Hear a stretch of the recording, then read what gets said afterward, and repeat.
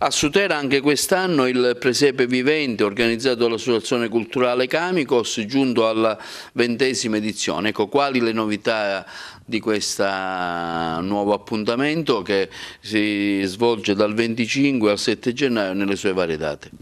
Sì, quest'anno giungiamo alla 20ª edizione, quindi per noi è un gran traguardo avere costruito questo presepe per ben oltre 20 anni, per 20 anni. L'edizione di quest'anno riserva delle particolarità in alcune postazioni e il 29 di dicembre abbiamo creato un evento molto raro e particolare, ossia quello dell'annullo filatelico, quindi avremo l'ufficio delle poste italiane che sarà presente all'interno del percorso e annullerà quindi con un timbro filatelico con la nostra associazione le varie cartoline e i vari francobolli. Il Presepe Vivente di Sutera si svolge nel quartiere Rabato a Sutera, che è un quartiere antichissimo, infatti Rabato è proprio un quartiere arabo-normanno dove all'interno si trovano ancora dei resti di alcune moschee e la particolarità del nostro presepe è quella che si disloca in un intreccio di strade che architettonicamente fanno una vera e propria ragnatela dove si affacciano i cosiddetti dammusi nostri siciliani,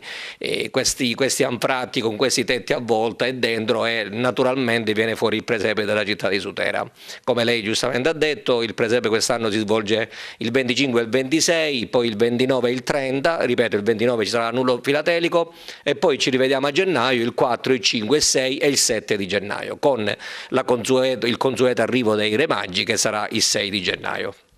Ecco, quest'anno cosa c'è di novità in particolare che come organizzazione avete offrite a chi viene? L'organizzazione di quest'anno ha rimodulato un po' quelle che sono l'assetto delle varie postazioni di tutto l'intero presepe, quindi